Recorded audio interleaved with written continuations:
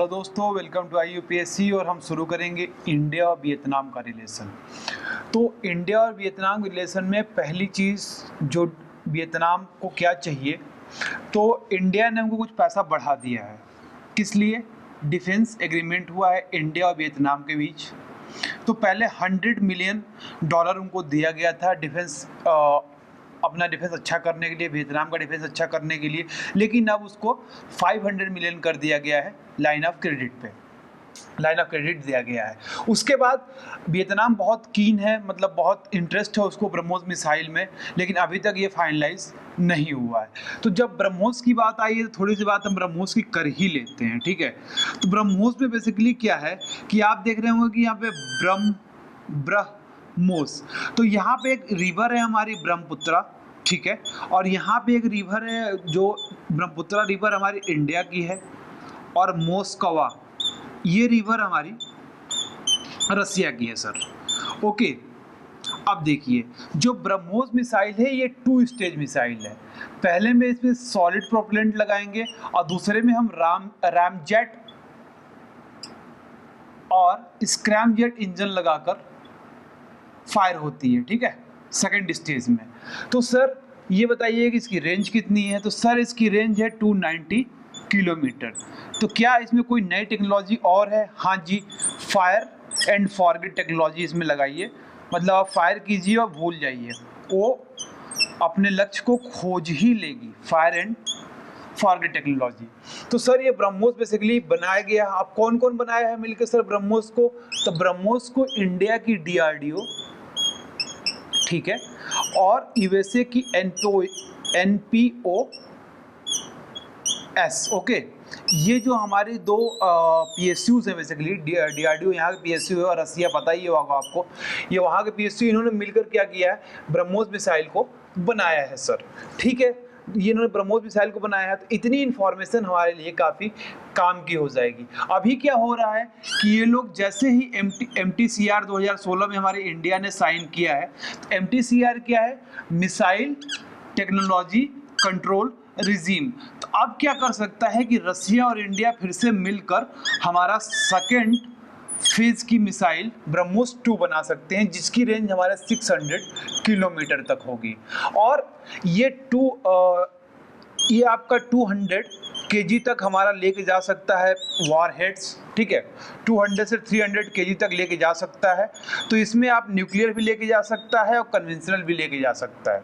और आप कहाँ से ब्रह्मोस को आप फायर कर सकते हैं? तो ब्रह्मोस को आप कहाँ से फायर कर सकते हैं? कहीं से ही फायर करो सर। एयरक्राफ्ट से फायर करो, सबमरीन से फायर करो, जहाज पे लाद के फायर करो, लैंड पे फायर करो, आप कहीं से भी फायर कर सकते हैं ब्रह्मोस मिसाइल को। उसके बाद चाइना का और क्या कंसर्न है? साउथ चाइना सी में वियतनाम बोल रहा है कुछ आइलैंड्स हैं हमारे 9 डैश लाइन, जो हमारे साउथ चाइना सी में कुछ आइलैंड वियतनाम के हिस्से में पड़ रहे हैं। तो लेकिन चाइना कह रहा है कि हमारे जो पुरखे थे इस आइलैंड पे रहते थे और मछली और केकड़ा पकड़ते थे, जिसकी वजह से ये मेरा हुआ, ठीक है। लेकिन actually it belongs to Vietnam. तो इंडिया यदि वहाँ पे इंटरवीन करेगा, इंडिया एक स्ट्रॉन्ग इकोनॉमी है, स्ट्रॉन्ग मिलिट्री फोर्स है, न्यूक्लियर कैपेबल है, तो यहाँ पे एक पीसफुल रेजोल्यूशन हो सकता है साउथ चाइना सी के डिस्प्यूट को लेकर। और जितनी भी पार्टीज हैं हमारा, एक्सक्लूडिंग चाइना को छोड़कर सब कह रहे हैं कि जो हमारा UN का सी पे जो लॉ है इसको फॉलो करना चाहिए, इसको मानना चाहिए। लेकिन चाइना कह रहा है कि हम इसको नहीं मानेंगे। अब वियतनाम क्यों इंपॉर्टेंट है इंडिया के लिए सर? ठीक है, क्यों इंपॉर्टेंट है? क्योंकि एक्ट ईस्ट पॉलिसी के लिए हमारा वियतनाम बहुत इंपॉर्टेंट होगा।